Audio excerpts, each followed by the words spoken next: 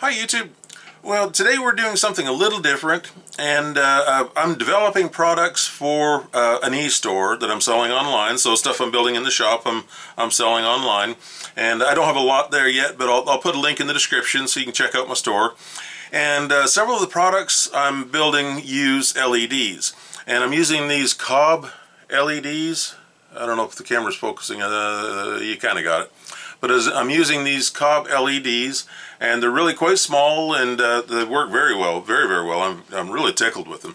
But one of the problems I was running across is I wanted to figure out how to make a cross intersection in my LEDs.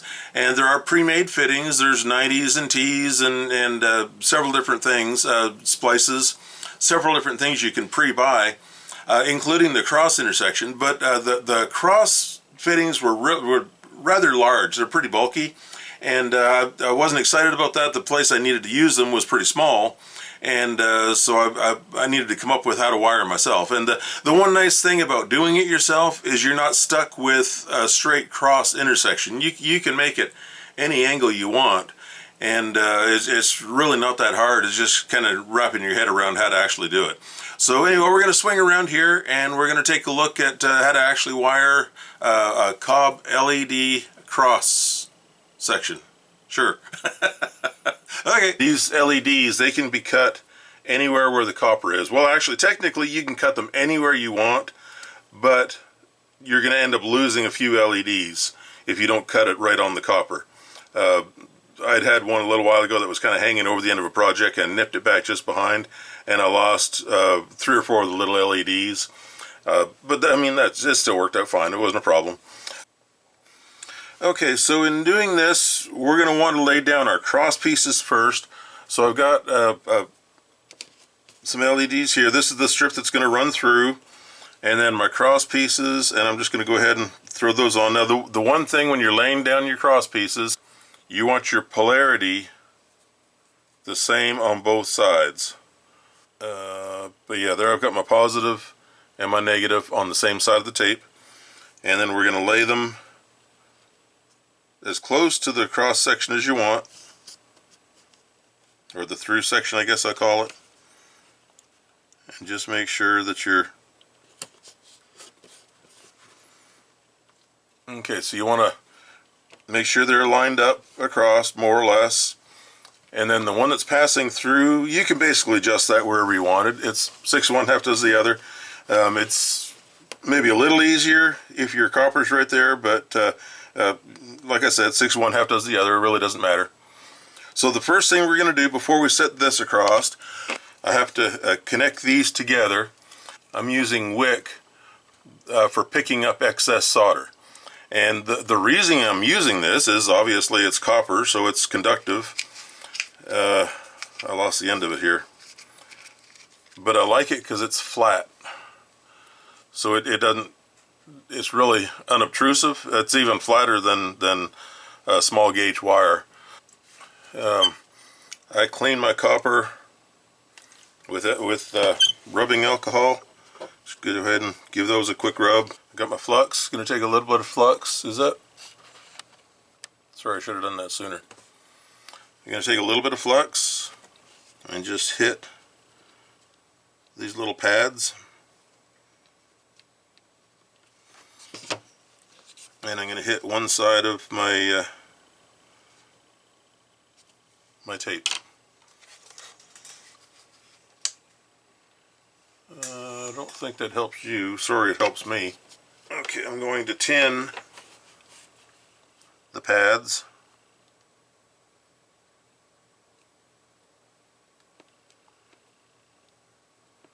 I don't have my iron quite hot enough, but I don't want to overheat the pads, so okay. I'm going to take my copper,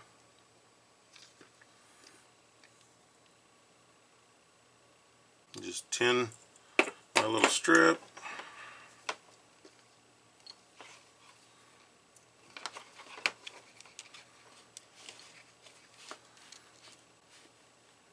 Connect my negative to negative. I really should have my iron just a little hotter. Yeah, get down there.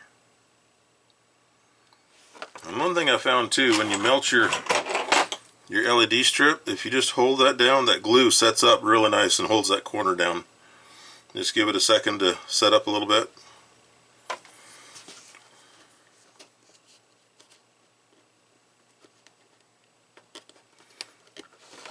And I just get a little bit of flux on this.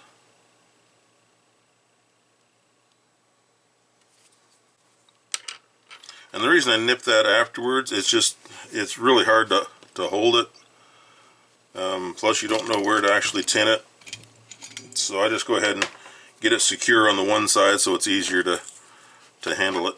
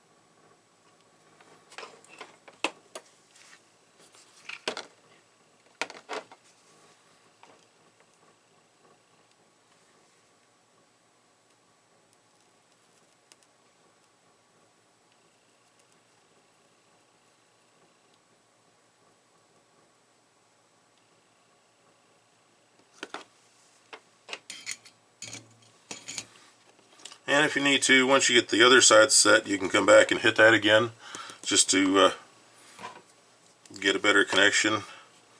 But once you got it set in place, man, I really need to go up to the shop and get my better side cutters.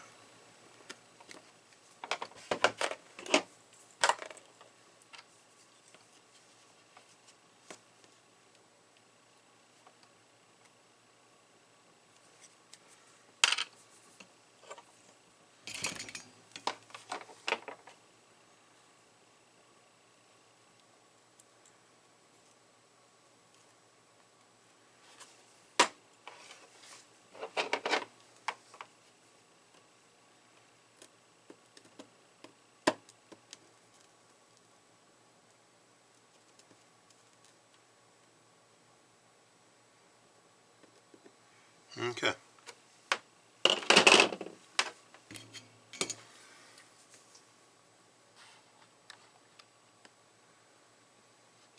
So there's your two cross pieces set together, or soldered together. So that gets your power across the joint. Next thing is to lay your cross in, or your main line in, however you want to say it. And you just lay it right across the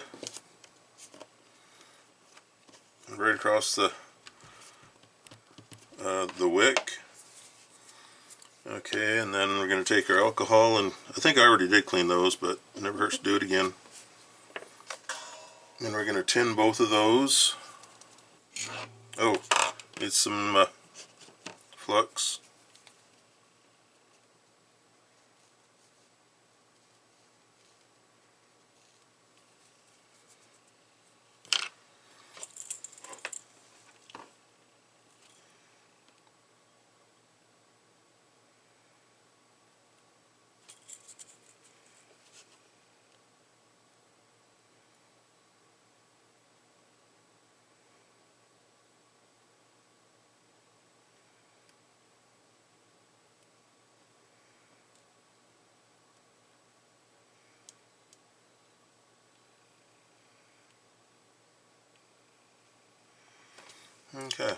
Okay, what I like to use is excuse me, the little wires off resistors. I just nip off the end of those, and essentially all we're doing is negative to negative. So I'm coming off the wick and just making a connection there, and then same thing on the other side. I'm going positive to positive. For me, it's easier to leave it on the resistor, so I got something to play with. So go ahead and tin that. Get some solder on the wire.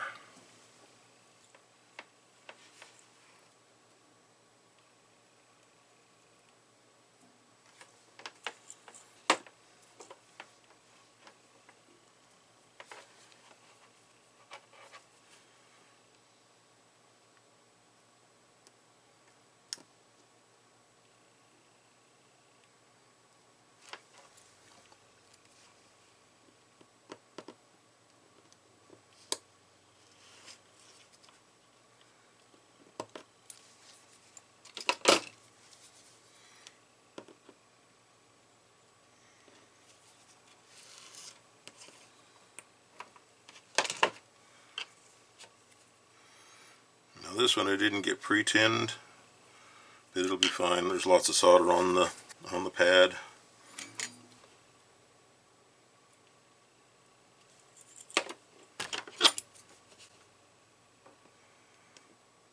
And you gotta watch, you've got the positive pad right there, so you need to watch out for that.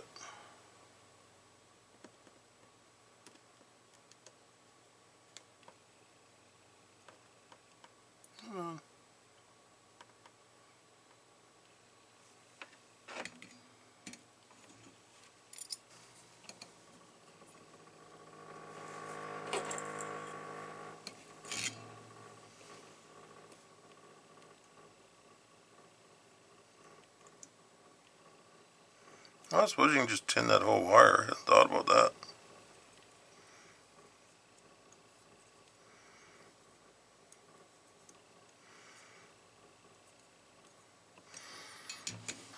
And then I'm going to the positive side. Well, in this situation, my positive side's easy. It's just right beside each other. You could almost even just run a pad of solder across, but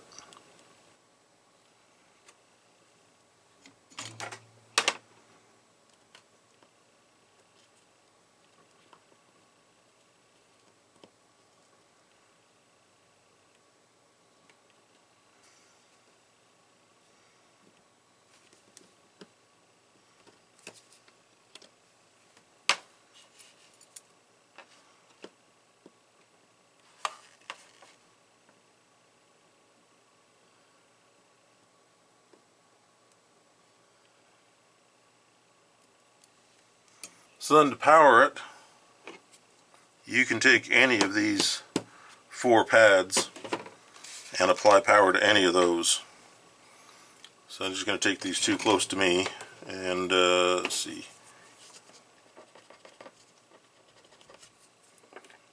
And oops, that's a lot of flux.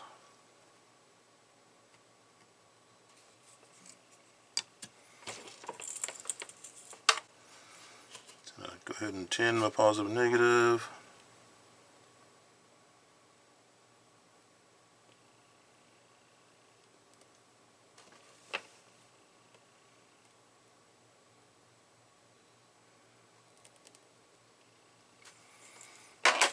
So I'm using 5-volt LEDs, so they're powered off of USB, and so I just go ahead and make my own USB connectors.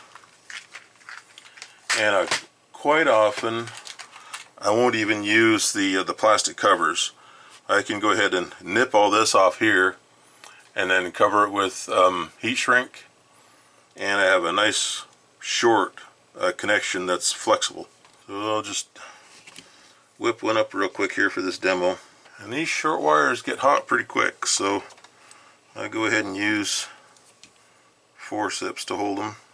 So that allows me to put pressure on the joint while the solder's setting up.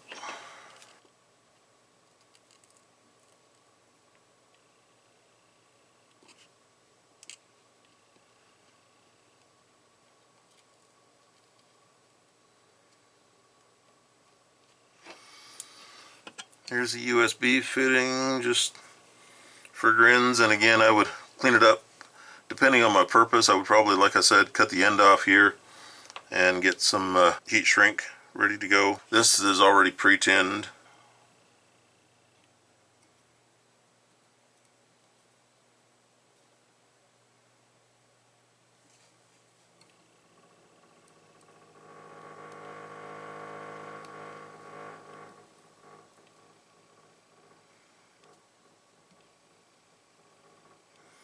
And again, this is just demo. I'd make it a lot prettier if it was going to be permanent.